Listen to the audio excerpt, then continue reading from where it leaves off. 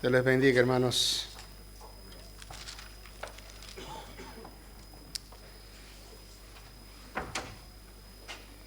Qué bueno es estar en la presencia del Señor.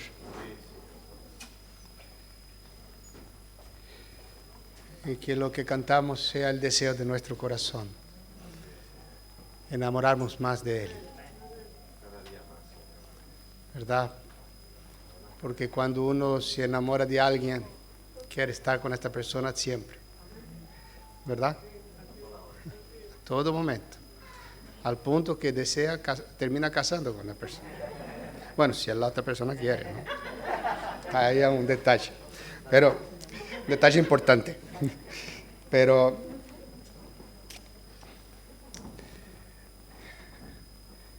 Él es el novio. La iglesia es su novia. Y debe estar enamorada de Él, ¿verdad? Efesios capítulo 2. Vamos a leer del versículo 11 al 22, pero vamos a estar compartiendo del 19 al 22. Pero vamos a leer todo el texto, retomando después de la conferencia misionera, retomando el estudio que estamos haciendo de Éfeso con el pastor Pedro, que predicó hace 2 semanas el Efesios 2 del 11 al 18. Entonces vamos a dar seguimiento a lo que él estaba compartiendo. Dice así la palabra del Señor. Efesios 2:11. Por tanto, acordaos de que otro tiempo vosotros los gentiles en cuanto a la carne, erais llamados incircuncisos por la llamada circuncisión, hecha con mano en la carne. En aquel tiempo estabais sin Cristo, alejados de la ciudadanía de Israel y ajenos a los pactos de la promesa, sin esperanza y sin Dios en el mundo. Pero ahora, en Cristo Jesús, vosotros que en otro tiempo estabais lejos, habéis sido hechos cercanos por la sangre de Cristo, porque Él es nuestra paz, que de ambos pueblos hizo uno, derribando la pared intermedia de separación, aboliendo en su carne las enemistades, la ley de los mandamientos expresados en ordenanzas, para crear en sí mismo de los dos un solo y nuevo hombre, haciendo la paz. Y mediante la cruz reconciliar con Dios a ambos en un solo cuerpo, matando en ella las enemistades. Y vino y anunció las buenas nuevas de paz a vosotros que estabais lejos y a los que estaban cerca. Porque por medio de él, los unos y los otros tenemos entrada por un mismo espíritu al Padre.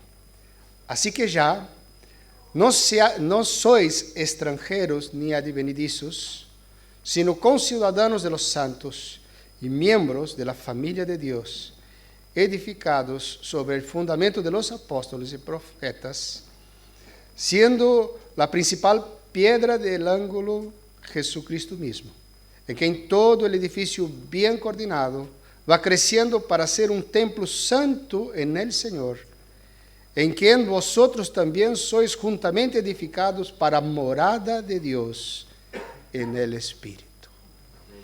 Oramos. Padre, qué tremendas promesas, Señor.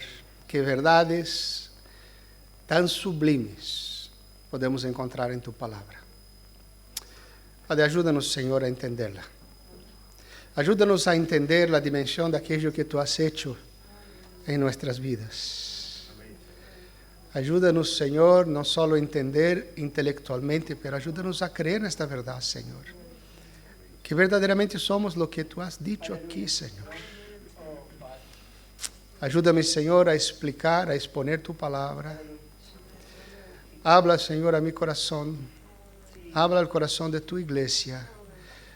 Pido, Dios, que tu Espíritu Santo venga con poder sobre nuestras vidas, Señor.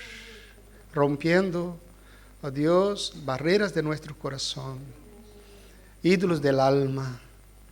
Oh Dios, y ayúdanos, Señor, a que esta obra que tu palabra dice que has hecho en nosotros sea realidad en nuestra vida, Señor.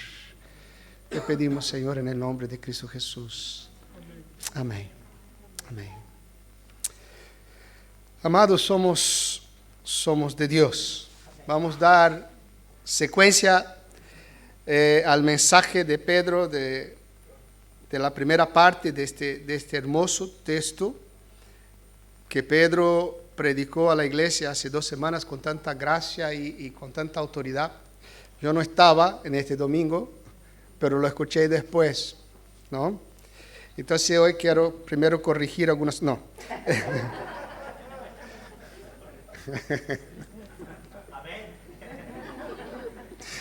Quiero seguir esta hermosa exposición de la palabra, quizás no al mismo nivel de nuestro pastor, ¿verdad?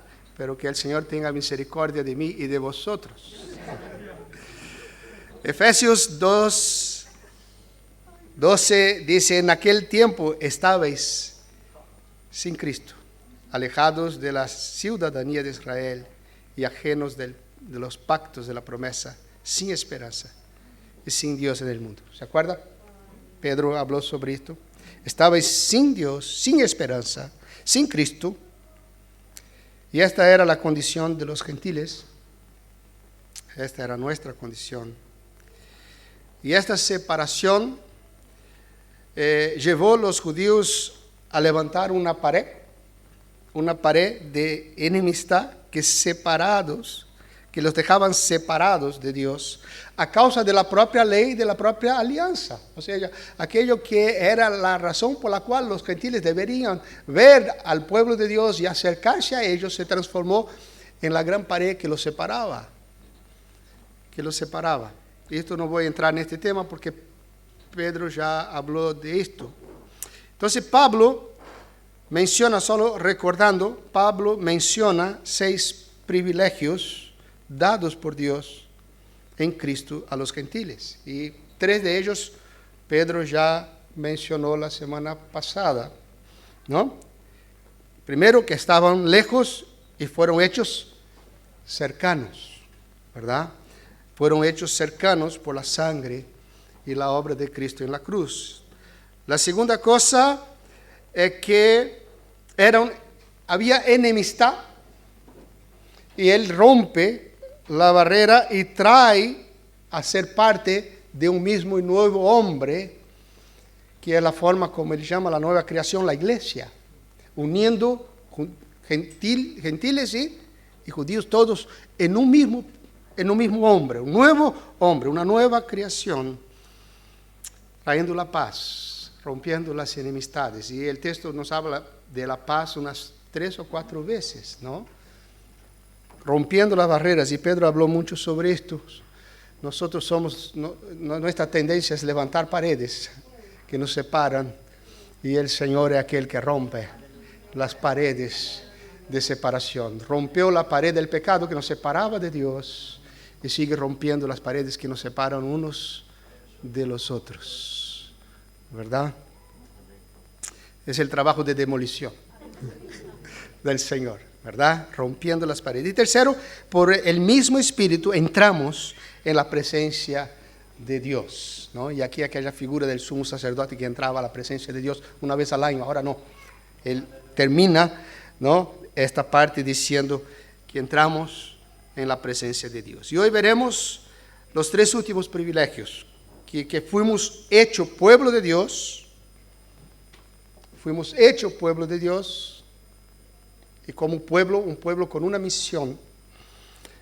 Somos familia de Dios, y como familia tenemos comunión, y somos morada de Dios, local de adoración. Y esto es lo que vamos a estar meditando en esta mañana. Es interesante que en todo este pasaje vemos 3 expresiones que la dividen claramente este pasaje. La primera encontramos en el versículo 12 que dice: en aquel tiempo. Él está hablando del del pasado. Después encontramos en el versículo 13, dice, pero ahora, él está hablando del presente. En el pasado estaban lejos de Dios, pero ahora fuisteis reconciliados con Dios. Y encontramos ahora en el versículo 19 que él empieza diciendo, así que ya.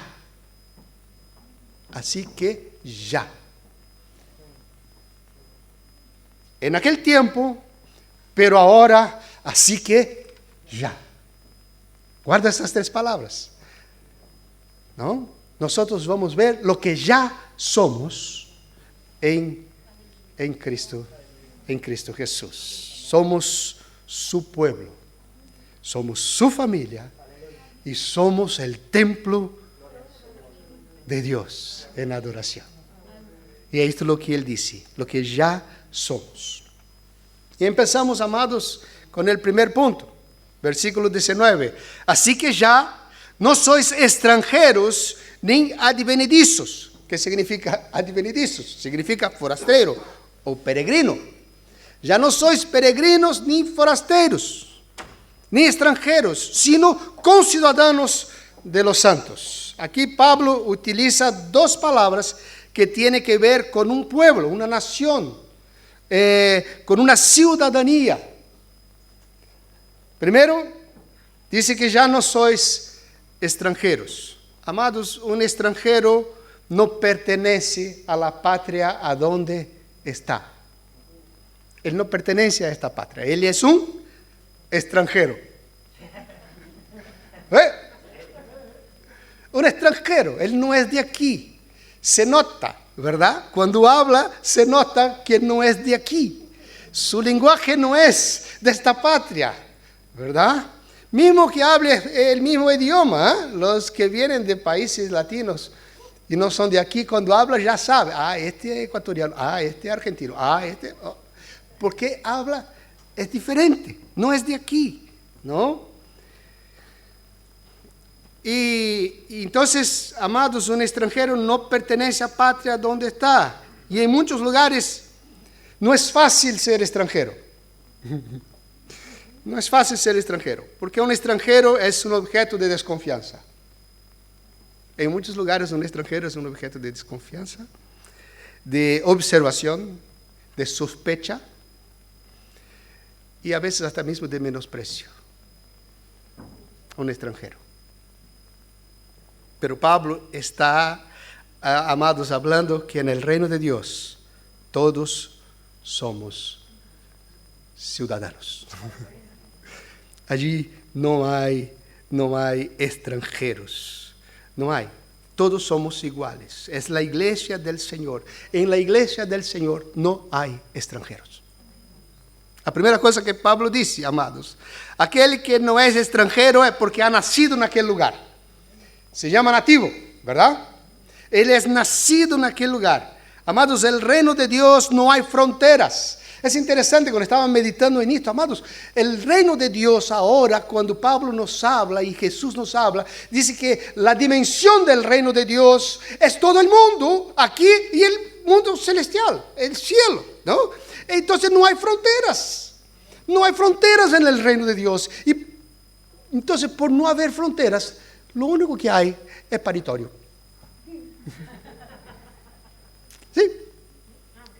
Sí. Porque para entrar en ese reino solo naciendo. Solo naciendo. No hay otra forma de entrar en ese reino si tú no naces de nuevo. Amén. Amén, es así. El reino de Dios es este. Entonces no hay frontera, no hay pasaporte. No. Solo hay, amados, documentos de nacimiento, ¿no? Sellado por el Espíritu, he nacido, soy parte del reino, no hay pasaporte, no hay fronteras, y por eso no hay inmigrantes ilegales.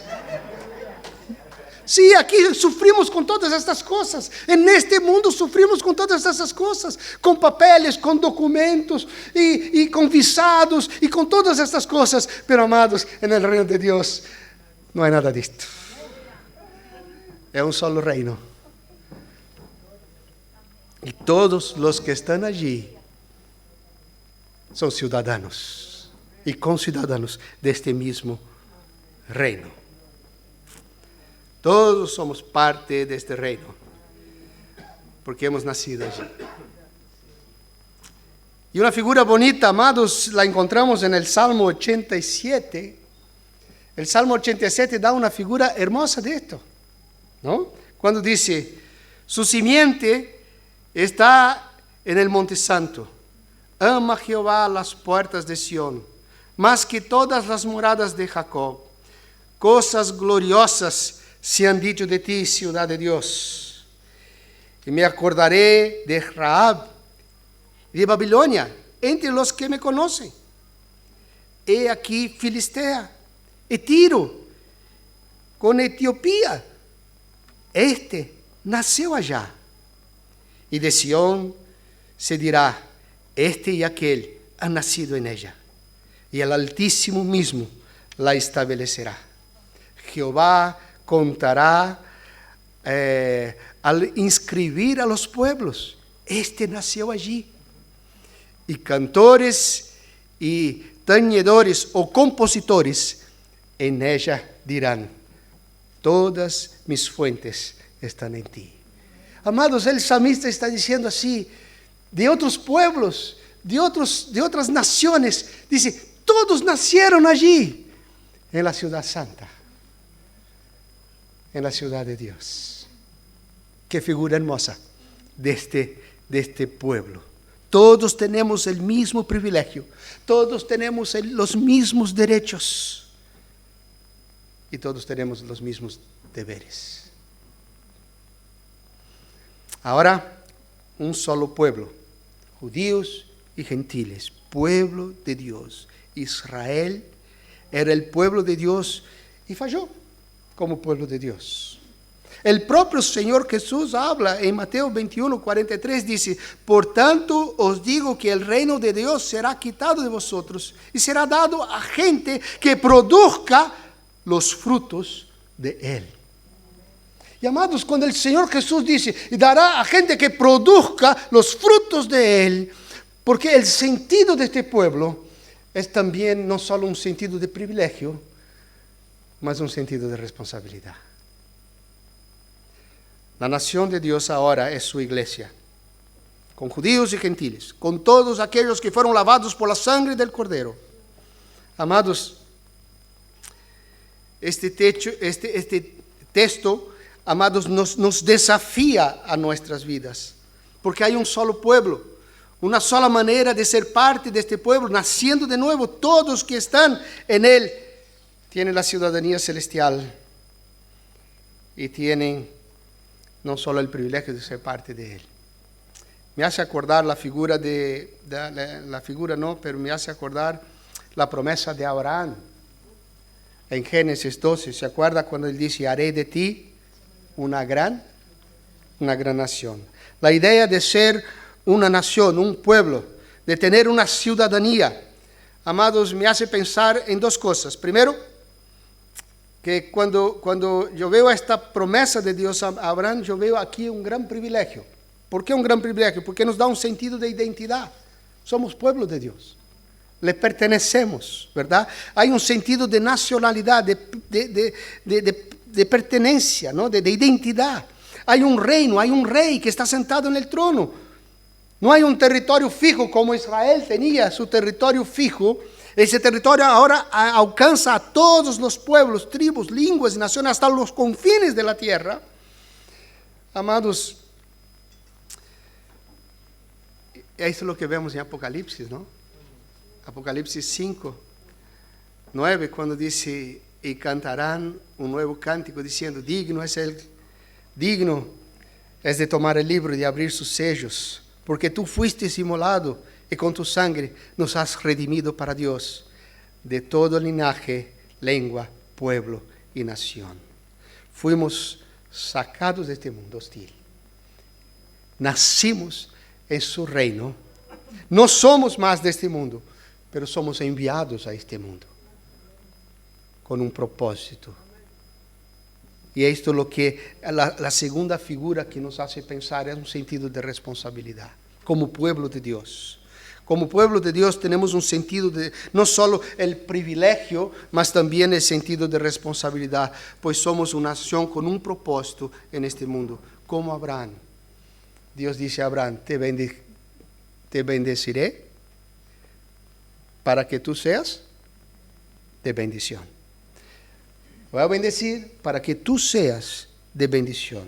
Ser bendecido para bendecir. Amados, hay que recordar que tener una ciudadanía no es solo bendición, privilegio o exclusividad, como pensó Israel. Exclusividad. Somos el pueblo exclusivo de Dios. La promesa dice que somos bendecidos para bendecir. Hay responsabilidad, hay una tarea, hay una misión. Somos un pueblo preparado para anunciar a este mundo el Evangelio de la paz, como él dice en los versículos anteriores. Anunciar a este mundo el privilegio del Evangelio de la paz. Amados, nuestra elección como pueblo de Dios lleva consigo una gran responsabilidad. No solo el pueblo escogido y punto. No, somos escogidos para. Antes servicio que privilegio. La elección debe ser entendida como un medio y no como un fin en sí mismo. Y el mejor texto que nos habla esto es 1 de Pedro, capítulo 2, versículo 9, que dice, mas vosotros sois linaje escogido, real sacerdocio, nación santa, pueblo adquirido por Dios, para que anunciéis las virtudes de aquel que os llamó de las tinieblas a su luz admirable. Amados, somos el pueblo de Dios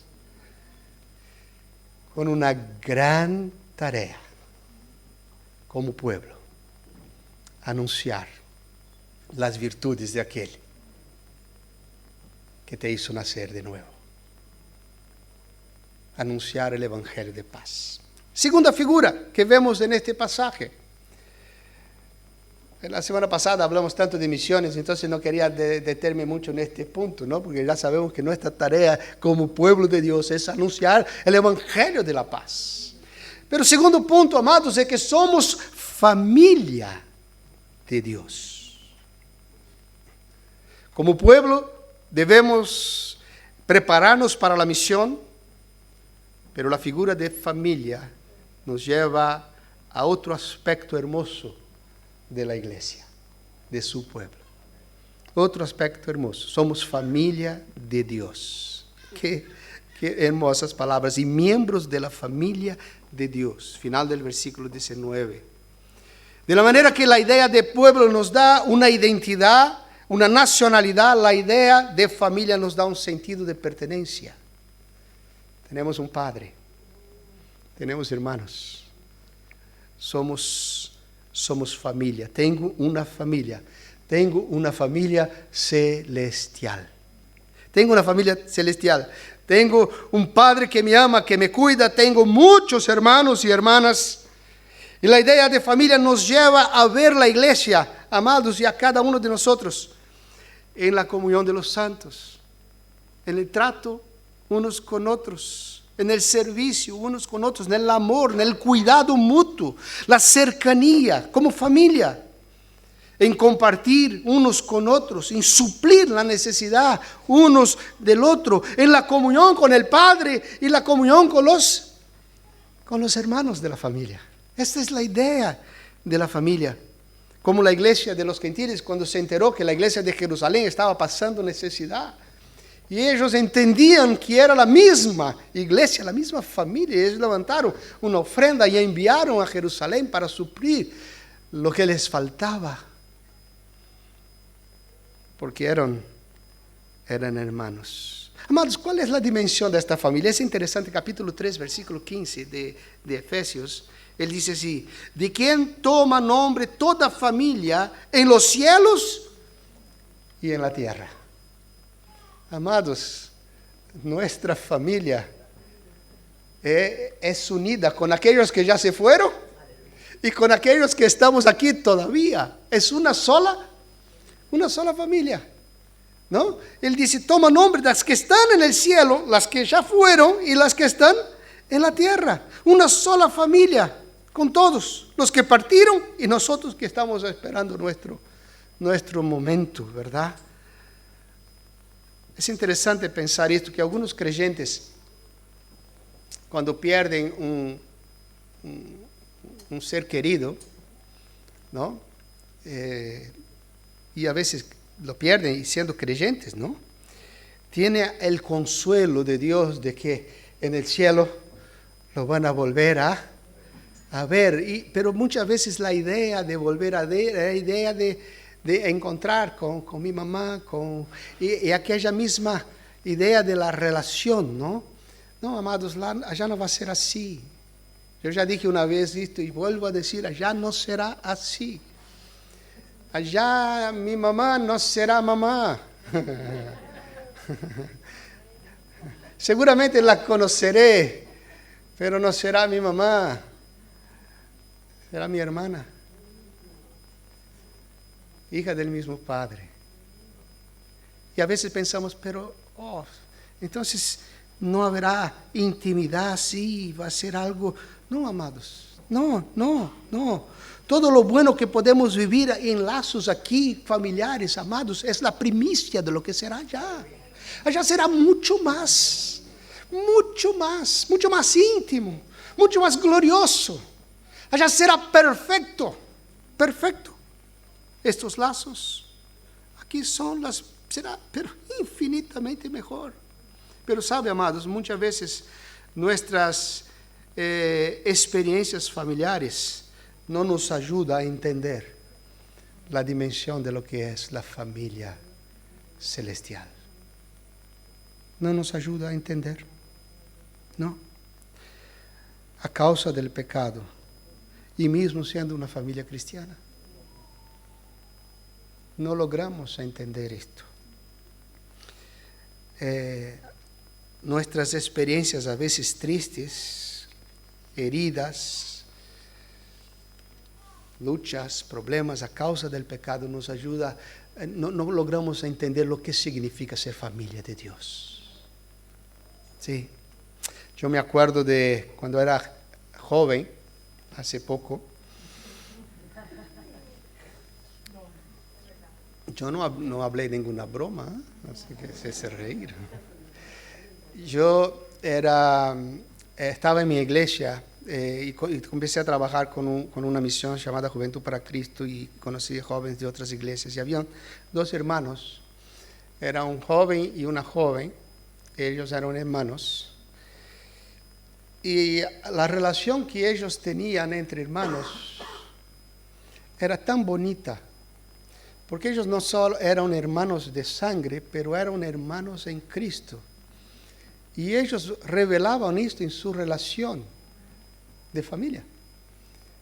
Y se cuidaban, oraban, se preocupaban. Y yo veía esta relación, yo era soltero en aquella época, ¿no? Y yo veía esta relación de estos hermanos tan bonita. Y yo decía, Dios mío, yo nunca imaginé que dos hermanos podían tener una relación así. Yo vivía en una casa de cristianos también, pero confieso que mis relaciones con mis hermanos nunca fueron de esta forma, ¿no? Cada uno para su lado, y cuando a veces podía estar alguna cosa juntos, se terminaba a veces peleando, discutiendo, gritando, ¿no? Y amados, ¿cuántas veces, muchas veces, nuestras familias, muchas veces siendo familias de cristianos, no parecemos familia de Dios? Qué triste, ¿verdad? Somos familia de Dios. Y si todos en mi casa confiesan ser familia de Dios, qué gran desafío para nuestra vida. Empezar en nuestra casa como familia de Dios. Y quizás sea el lugar más difícil para ser familia de Dios.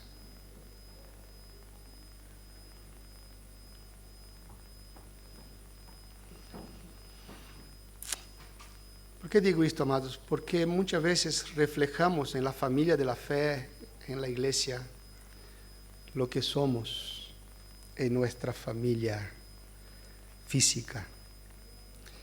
A veces hay desconfianza, hay temor de amar, de ser amado.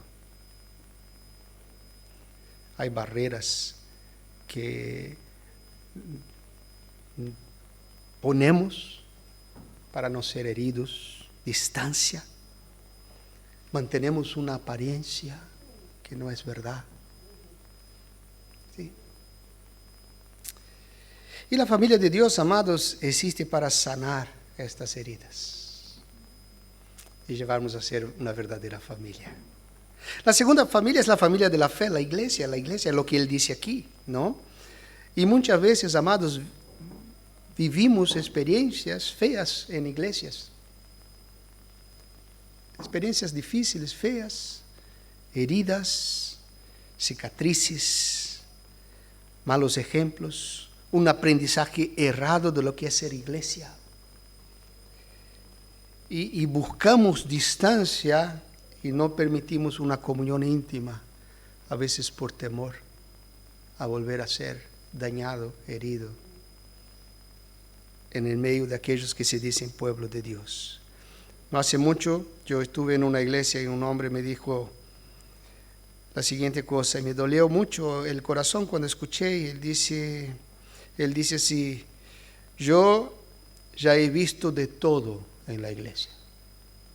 Y cuando él dice yo ya he visto de todo, él no estaba hablando de los milagros de Dios. Él estaba hablando de los problemas, de peleas, de discusiones y de todo. Y esto me dejó bastante triste. Amados, la familia se conoce. Es interesante que en el capítulo 3 él dice así, ¿de quién toma nombre toda familia? En la familia conocemos a todos por su nombre. Yo creo que allá conoceremos a todos por su nombre.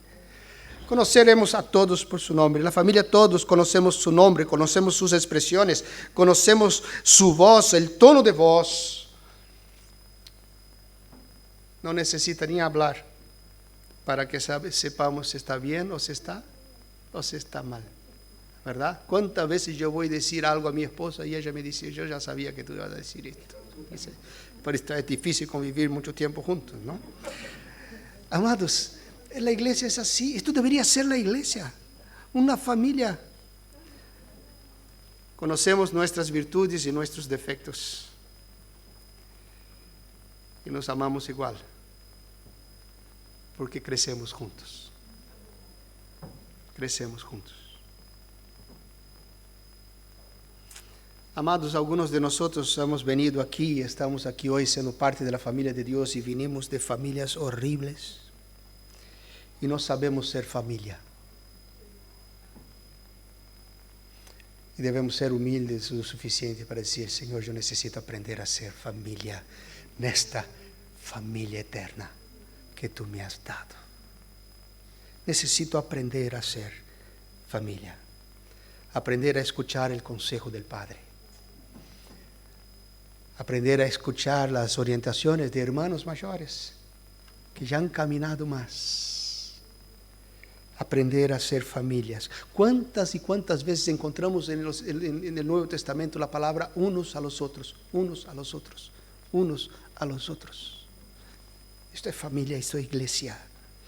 Me acuerdo, hace muchos años atrás leí un libro llamado, creo que era Conexión. Y ahora se me fue el nombre del autor, pero él cuenta que él era un consejero cristiano. Larry Craft, ese mismo. Y él estaba dando consejería a un joven que estaba pensando en suicidio. Un joven, y estaba dando una consejería cristiana. Y cada vez que este joven llegaba a él para sentarse con él en su despacho allí, la cara de él era aquela cara triste, amargada, y sentaba, y él hablaba y preguntaba. Y un día este pastor, este consejero, estaba con su coche andando en la universidad y vio a este joven sentado en un jardín con otro joven charlando y sonriendo. Él nunca lo vio sonriendo. Y él paró el coche y fue y se sentó junto. Este joven cuando lo miró, la cara... Y él dijo, no, estoy aquí solo para conversar, no vamos a hacer nada. Seguiu conversando com os dois e passou ali mais de meia hora charlando e conversando e todo, e se foi. Tuvo algunas sesiones más de consejería con él, no me acuerdo bien si era como 10 sesiones. Y cuando llegó la última, él preguntó a aquel joven, decime una cosa, de estas 10 sesiones que tuvimos de consejería aquí, ¿cuál fue la mejor para ti? Y el joven dice, fue aquella en el césped de la universidad. Amados, este hombre empezó a entender como la familia, como la iglesia, la familia, ella tiene una tarea terapéutica que cura, que sana, que restaura en el trato unos con otros. Unos con otros. Entonces, amados, somos familia de Dios. No voy a hablar mucho más sobre esto. Deja ser abrazado. Deja ser querido. No temas en querer. Tú vas a convivir con este hermano toda la eternidad. Entonces aprende. Sí, empieza ahora. Aprende. Sí, son difíciles, sí. Yo aquí estoy viendo unos cuantos difíciles. El menos difícil que está ahí, el que está. Amados, somos todos difíciles, sí, somos, sí. Pero somos herramientas de Dios, ¿verdad? Entonces, cuando un hermano empieza a darte la lata y ser más complicado, dice, Señor, gracias, Señor, por esta herramienta de Dios, que está tratando con mi carácter, con mi vida, para santificarme, para hacerme más paciente, más bondadoso. Es así, amados, esto es ser familia, deja ser abrazado. Ponga los ojos de aquellos que a veces están más distantes, más solos. Busca. Somos familia de Dios. Amén. Tercera figura. Somos morada del Espíritu de Dios. Edificados sobre el fundamento de los apóstoles y profetas, siendo la principal piedra de ángulo Jesucristo mismo, en quien todo el edificio bien coordinado va creciendo para ser un templo santo en el Señor, en quien vosotros también sois juntamente edificados para morada de Dios en el Espíritu. Amados, qué hermosas figuras pone Pablo aquí. Inspirado por el Espíritu Santo de Dios, él dice, primero somos pueblo, con una misión. Segundo, somos familia, para tener comunión. Y tercero, él dice, somos moradas de Dios. Qué tremendo, para adoración. Es como que una nueva creación, restaurando todo, restaurando como nación este nuevo mundo. Como familia, ¿no? Me acuerdo la primera familia que tuvo el primer homicidio, un hermano matando a otro a causa del pecado, restaurando la familia. Y ahora está diciendo, somos morada de Dios. Él termina, amados, hablando esto, que el Espíritu Santo de Dios hace morada en su iglesia, en ti y en mí. Hace morada. En las Escrituras vemos esta figura acompañando la historia de la Biblia. Primero, en Génesis, cuando Dios venía todas las tardes a estar con su creación, con Adán, con Eva, y paseaba en el jardín. Y a causa del pecado Dios se apartó de ellos. Y después, amados, encontramos Dios determinando para que pudieran hacer un tabernáculo a donde Él podía estar cerca de su pueblo. Y entonces allí ellos hacen el tabernáculo y allí está el Señor. Pero después encontramos en la historia que el pueblo de Dios se aparta de Él. Y una historia tan triste, Elí manda llevar el arca para la guerra contra los filisteos, ¿se acuerdan? Y es robada la arca. Y Dios ya había puesto juicio sobre ellos y sus hijos se mueren en la batalla. Y cuando él se entera que la arca fue robada y que sus hijos murieron, él cae muerto y nace su nieto. Y le ponen el nombre Icabod. traspasada es la gloria de Israel. La gloria de Dios se fue. Después vemos a Dios en la construcción del templo, ¿no?, de Salomón. Y Dios entonces viene estar de vuelta con su pueblo en el templo. Y el pueblo se aparta de Dios de vuelta y Dios se va, el templo es destruido y el pueblo se va a Babilonia de cautivos. Se hace un nuevo templo y un profeta llega a decir: la gloria de este segundo templo será mayor, no porque Dios estará allí adentro, no, porque el Señor vendrá.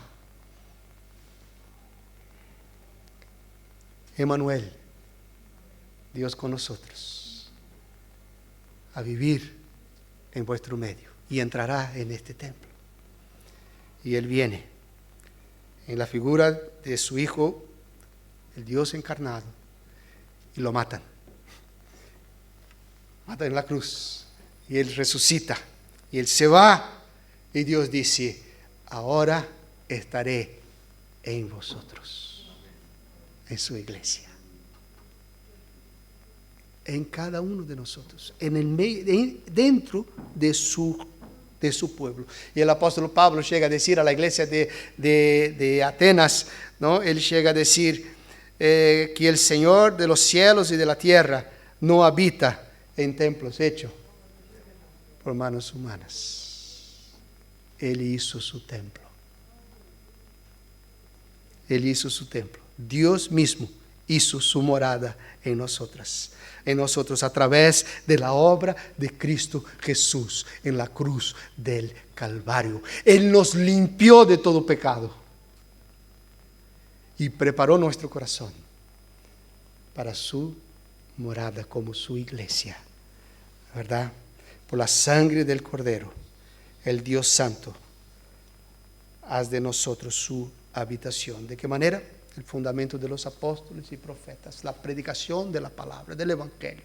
El Cristo Jesús mismo. Aquellos que los profetas predicaban en el Antiguo Testamento y aquellos que los apóstoles confirmaron en el Nuevo Testamento. El fundamento, Cristo, la piedra angular, la base a cual este templo es edificado.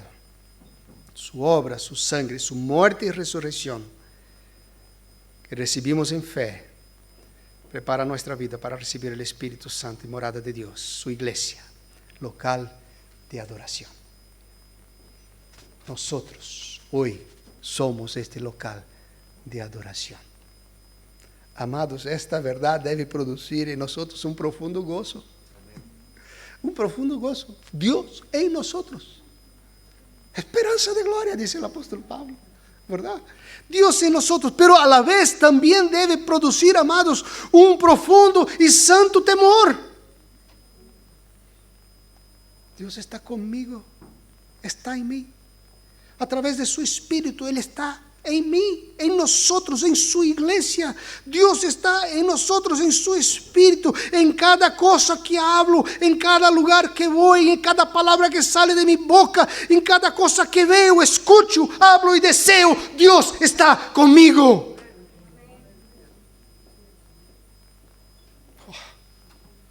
Me hace temblar. Me hace temblar. Dios está conmigo. Dice Pablo que somos el templo santo del Dios Santo.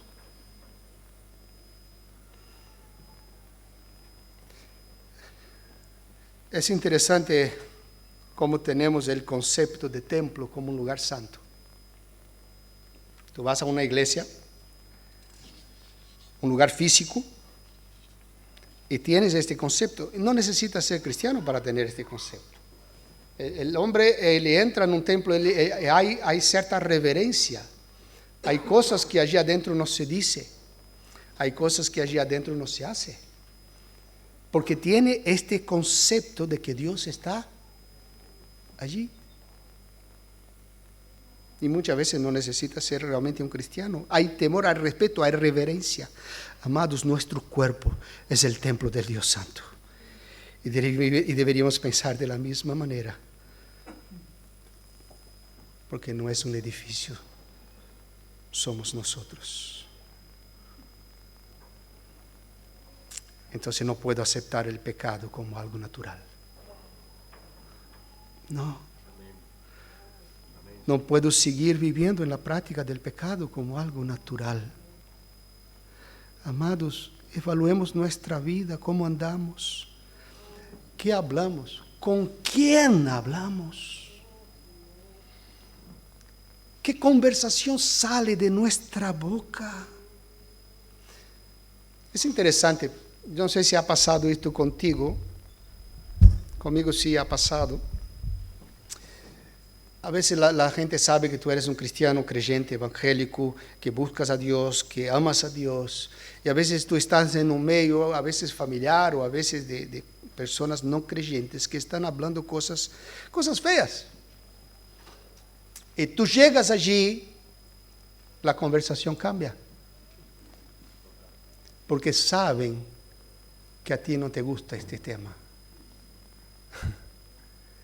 Saben que tú no compartes estas cosas y tu presencia cambia el tema, porque Dios está allí. Hay temor, hay reverencia, hay respeto, hay respeto. Amados, evalúa tu vida, con quién estás andando, cómo estás andando. Alegras a Cristo. Hay dos escenas que me encantan en la Biblia con respecto a Jesús. Una en su bautismo y la otra es cuando Él está en el monte de la transfiguración. Estas dos escenas se oye una voz del cielo. La misma. Y dice, este es mi Hijo amado, en quien tengo mi alegría. Mi alegría. Mi complacencia, mi alegría, esta es la palabra, amados. En Él me alegro. Este es mi Hijo amado en quien me alegro. Amados, cuando yo escucho esto y leo esto en las Escrituras, yo quedo pensando, Señor, ¿será que tú puedes hablar esto de mí? Cuando me ves allá afuera, ahí está mi Hijo amado. Míralo, en Él está mi alegría. Cuando yo abro mi boca para hablar, este es mi Hijo amado. En Él está mi alegría. Cuando yo estoy con determinadas personas y están hablando determinadas cosas, ¿será que Dios está conmigo escuchando todo esto y puede decir, este es mi Hijo amado? En Él está mi alegría.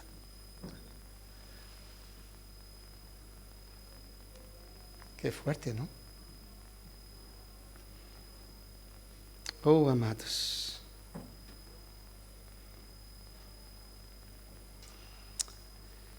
Dios está con nosotros en todo lugar. Dios está en nosotros en todo lugar. En su iglesia. Amados, esta verdad puede ser maravillosa y terrible a la vez. Fuimos edificados para ser un templo santo, morada de un Dios santo. Y la palabra aquí, templo, amados, en el griego es naos. Naos era la palabra del lugar santísimo. El lugar especial del templo. No era todo el templo. Era el lugar a donde Dios estaba. El lugar santísimo. Aquel lugar, amados, que el sumo sacerdote entraba una sola vez al año. Y esta es la palabra que Pablo usa aquí para hablar de nosotros, de la iglesia. Somos el lugar santísimo a donde el Dios santo habita. Digo esto porque es bueno recordar. Y mi oración es que cuando salgas hoy de esta puerta, tú no te olvides de esta verdad, jamás. No te olvides jamás de esta verdad. Ay, amados, no deseo dejarte mal o poner un peso sobre ti, pensando que he hecho con el Señor, que lo vas a hacer, ver, participar. No es esto. No es esto lo que deseo. Pero si hay cosas que tenemos que corregir, gracias a Dios podemos pedir perdón. Él es fiel y justo para perdonar. Pero para terminar, amados, este culto, Pablo dice que somos un templo que sigue siendo edificado. Es un templo que está siendo construido, que sigue creciendo, no ha terminado. Él sigue creciendo. Imagínate que él empezó en Jerusalén con un puñado de gente y hoy él ya está prácticamente en todo el mundo. Él crece en tamaño y debe crecer en belleza. Estos son los dos crecimientos del templo. Él va a crecer en tamaño, pero debe crecer en belleza. Cuando Dios va tratando con cada uno de nosotros. Y esto me anima mucho a pensar, Señor, tú sigues tratando con mi vida. Tú sigues tratando con mi alma. Dios sigue tratando con nosotros, amados. Como dice el profeta Jeremías capítulo 1, versículo 10, él dice así: mira que te he puesto en este día sobre naciones y sobre reinos, para arrancar, para derribar, destruir, para arruinar y para derribar, para edificar y para plantar. Dios dice al profeta Jeremías, para edificar y para plantar, antes hay que derribar y destruir. Y Dios va haciendo esto en nuestra vida. Va rompiendo los ídolos, va quitando cosas que no son parte de nuestra vida y va tratando con nuestra alma para que sea un hermoso templo que refleje a Cristo Jesús, ¿verdad? Y hay una hermosa promesa de Pablo a la carta a los Filipenses, capítulo 1, versículo 6, dice: estando más que convencido, persuadido de esto, que el que comenzó en vosotros la buena obra, la perfeccionará hasta el día de Jesucristo. Amados, no te dejes engañar. Dios no deja nada por la mitad. Amén. Dios no deja nada por la mitad. Dios dice que somos su pueblo, somos su familia y somos su templo de adoración. Y lo va a hacer y va a seguir haciendo. Pero a veces uno mira su propia vida y no ve esto. Como pueblo, ve su incapacidad. Como familia, ve su indiferencia. Y como un santuario, ve su pecado. Pero ahora yo deseo que tú veas a Cristo. Que tú pongas tus ojos en Cristo. Vea su obra en la cruz por ti, su sangre que fue derramada por ti. Esta sangre sigue poderosa para perdonar. Dios no ha acabado su obra en nosotros. Dios no ha acabado. Pablo dice, así que ya, Dios no va a hacer en ti esto. Él ya lo ha hecho. Así que ya sois su pueblo, su familia y su templo, si tú ya has entregado tu vida a Él. Ya lo recibiste como Señor y Salvador de tu vida. Tú eres pueblo de Dios. Tú eres familia de Dios. Tú eres santuario de Dios. Y Él va a completar su obra. Entonces, puedes decir, Dios, completa tu obra en mí, Señor, en mi vida. En mi vida. Y si tu casa es una casa que todos conocen al Señor, dice, Señor, completa tu obra en mi casa. Completa tu obra en la iglesia, Señor. Que podamos verdaderamente ser esto que tú nos has llamado a ser para tu gloria. Qué hermosa figura, ¿verdad? Pueblo de Dios, familia de Dios y santuario de Dios. Somos nosotros. Amén. Vamos a orar. Quisiera que tú puedas cerrar tus ojos y responder al Señor en esta mañana. Oh, amados, cuando yo meditaba en estas cosas, mi corazón temblaba de ver mi propia vida. Ahí fui a la cruz.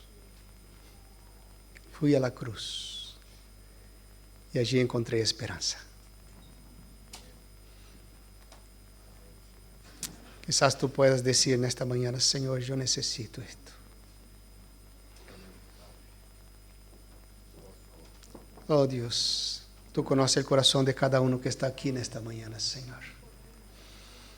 Y te pedimos, oh Dios, que tu palabra pueda ser grabada en nuestro corazón. De lo que ya somos, oh Dios. Tu pueblo, tu familia y tu morada.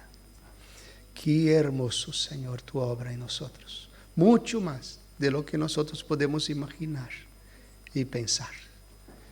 Ayúdanos, Señor, a ser este pueblo, oh Dios, que entiende la misión. Ayúdanos a ser esta familia que vive en comunión. Y ayúdanos a ser este templo santo de tu morada. Te pedimos en el nombre de Cristo Jesús. Amén.